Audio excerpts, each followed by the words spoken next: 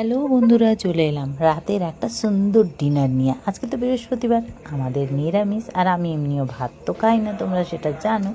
তো আজকে আমি নিরামিষ একটা ঘুগনি বানিয়েছি, একদম নতুনত্ব একটা রেসিপি।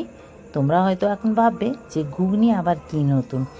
সত্যি বলছি, এটা একটা নতুন স্টেপে বানালাম, আর আমি আমার বুদ্ধি করে বানিয়েছিলাম ঘুগনিটা, কিন্তু এত যে সুন্দর হবে খেতে আর এত টেস্টফুল হবে সেটা আমি ভাবতেই পারিনি।